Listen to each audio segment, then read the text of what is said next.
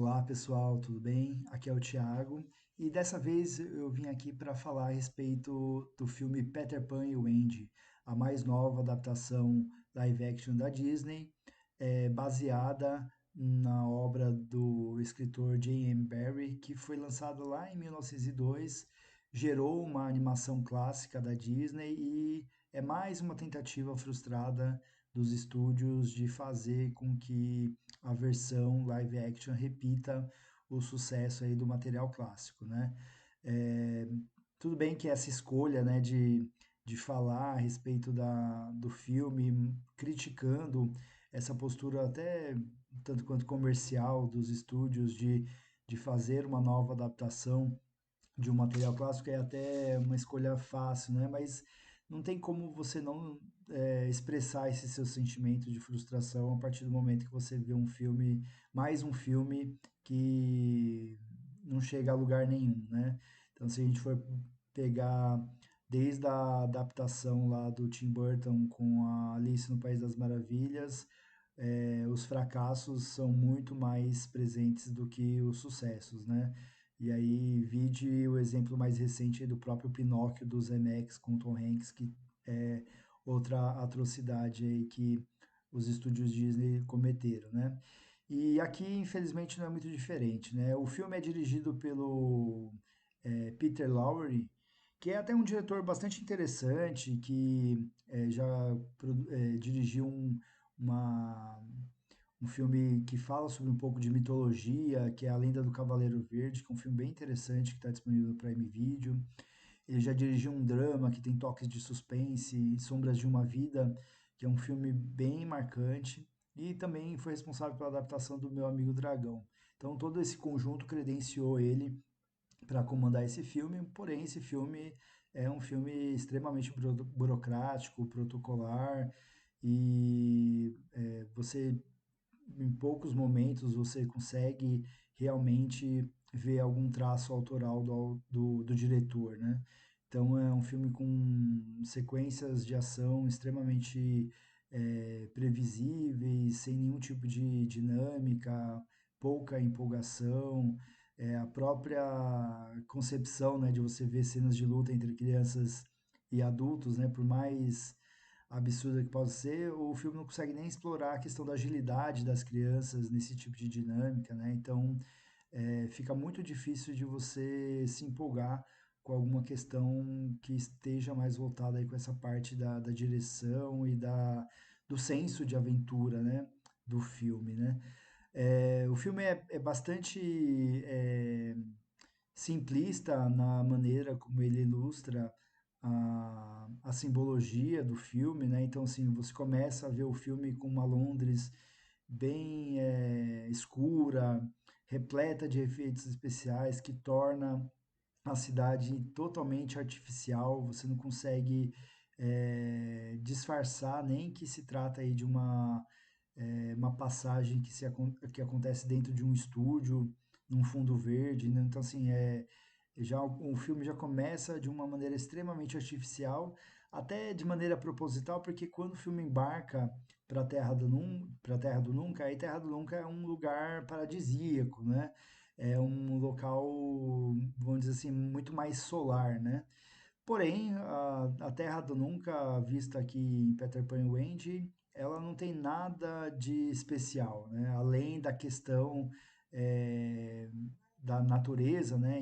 Em enaltecer as cores e a vivacidade da natureza, não existe nenhum tipo de estilização que faça com que essa Terra do Nunca seja especialmente marcante. Se existem alguns pontos positivos que a gente pode realçar dentro dessa adaptação, é o fato de que o filme não demora muito para estabelecer um confronto entre o Peter Pan e o Capitão Gancho, então isso não é uma coisa que demora para acontecer. O filme não tem essa preocupação de apresentar os personagens, né? Então ele já justamente parte desse princípio de que você já conhece quem são esses personagens, e aí fica sempre aquela dúvida, tá, mas se o filme ele já parte desse pressuposto, né, de que a gente já conhece, o que que ele vai apresentar de novo, né? Então acho que talvez esse seja o principal problema, né? Porque o que a gente vê ao longo do filme nada mais é do que uma repetição desses momentos de confronto entre o Peter Pan e o Capitão Gancho. Então isso ao longo do filme acontece umas 3 ou 4 vezes e o filme basicamente é isso. Então não existe nenhum tipo de trama ou não existe nenhum tipo de narrativa que realmente prenda a sua atenção. Nada mais é do que uma repetição de ideias que se torna extremamente cansativa, até porque não existe nenhum tipo de interação ou dinâmica entre os personagens que faça com que a experiência se torne um pouco mais marcante. Um outro ponto positivo do filme é a questão da diversidade no elenco, né? Então, assim, você vê que existe essa preocupação da construção de um elenco extremamente diversificado entre as crianças. Inclusive, existe um ator que faz parte das Crianças do Terra do Nunca, que tem síndrome de Down, né? Que é o ator Noah Matthews. Então, assim, não deixa de ser um ponto positivo ver que o filme teve essa preocupação de ser plural, né? De não ficar somente marcado por estereótipos que a gente já conhece de longa data, então ele tem essa preocupação, mas ao mesmo tempo você não conhece nada muito além do que as funções que cada uma dessas crianças estabelecem no filme. Então, realmente eles não possuem nenhum outro destaque é, com relação a isso, tá? É, com relação ao elenco, acho que um calcanhar de Aquiles do filme é a atuação do Alexander Molony, que interpreta o Peter Pan. Ele é um ator mirim extremamente aborrecido, sem carisma, sem energia. A gente conhece o Peter Pan e sabe que ele tem uma certa malícia, uma certa arrogância, né, por conta dessa questão de ele enaltecer essa questão de que ele nunca cresce, de que ele vai ser sempre uma criança, e de que isso é uma expressão libertadora para ele, né? Então, quer dizer, ele é um ser livre, né? O Peter Pan, né? Então, ele carrega essa arrogância, mas isso não faz com que o personagem tenha que ser aborrecido.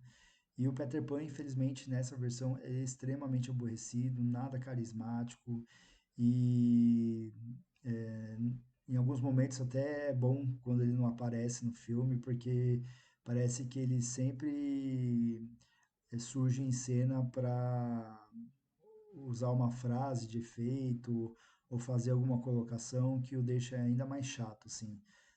E infelizmente o Peter Pan ele tem que ser o personagem que vai mais cativar a gente ou que vai mais intrigar a gente, né? Justamente por conta dessa dualidade da narrativa do Peter Pan, né? Que é essa questão entre ah, ser criança, né? E essa necessidade que a gente tem de amadurecer ao longo da vida, né? E o Peter Pan, ele sempre está confrontando essa questão, né? Do quanto que isso pesa para ele, do quanto que isso é importante para ele. Então, mas o Peter Pan aqui do Alexander Molony é muito aborrecido, assim. Não é um personagem dos mais carismáticos. A Evan Anderson, que interpreta a Wendy, ela é um pouco mais carismática, ela é um pouco mais simpática, mas você percebe ao longo do filme que existe pouca naturalidade na interpretação dela. Eu acho ela muito ensaiadinha, parece uma atriz assim que foi preparada para esse tipo de papel, onde está tudo muito ensaiadinho. Mas assim, você vê pouca naturalidade nas expressões, nas reações, e ela que tem que trazer essa questão da admiração com relação ao mundo fantástico, e o medo e a tensão com relação às coisas que acontecem, eu acho que ela não. Se ela não compromete, ela também não faz com que isso se torne um adjetivo para o filme, assim, a própria atuação dela, né? Uma curiosidade é que a Evan Anderson, ela é filha, né, do diretor Paul W. S. Anderson, né, que, dentre outros filmes, tem aí a franquia do Resident Evil aí na carreira e é filha da atriz Mila Jovovich, né? Então, eu acredito até que ela tem mais potencial de se destacar em termos de atuação do que a mãe, mas eu acho que ainda não foi nesse papel ainda que ela alçou voos maiores, né? E do elenco, eu acho que o destaque mais positivo mesmo é do Jude Law, interpretando o Capitão Gancho. Eu acho que ele aproveita muito bem todas as oportunidades que o personagem oferece. Ele está se divertindo no papel, está muito à vontade. E o Capitão Gancho é um caricato, né? É um personagem caricato e ele faz muito bem essa parte de ser um bonachão ou um vilão clássico, um vilão debochado e aquele vilão clássico assim de que a gente vê aí nas animações e ele se diverte. Então, assim, não tem como negar que o Jude Law que o personagem, né, está entregue em boas mãos ao ver o Jude Law. Mas é isso. Embora tecnicamente o filme tenha seus atributos, assim, nada que seja muito fora da curva, nada que seja excepcionalmente marcante. A própria trilha sonora, assim, se você escuta ela, você talvez remeta ela a outras produções da Disney. Então, assim, às vezes você fica até pensando se realmente é uma trilha sonora original. Mas o restante da parte técnica é competente, faz o beabá, o arroz e feijão que se espera de uma produção grandiosa e milionária como essa. Mas é assim como as outras adaptações, um filme esquecível. Não existe nada que faça com que você tenha o interesse aí de embarcar para Terra do Nunca. E eu acredito que ainda assim o melhor filme que se passa aí dentro desse ambiente, né, dentro desse universo, que tem uma relação direta com Peter Pan e o Andy, ainda continua sendo aquele drama dirigido pelo Mark Foster, com o Johnny Depp e a Kate Winslet, que é Em Busca da Terra do Nunca. Acho que esse ainda assim continua sendo o melhor filme a respeito do Peter Pan, ou pelo menos da história por trás do Peter Pan, tá bom? Bom, a minha nota final para Peter Pan e o Andy é a nota 5, principalmente por conta da parte técnica, pela qualidade da parte técnica na questão de, de fazer bem o trabalho que se espera e principalmente por causa do Jude Law, que eu acho que é o que entrega mais dentro do elenco, né?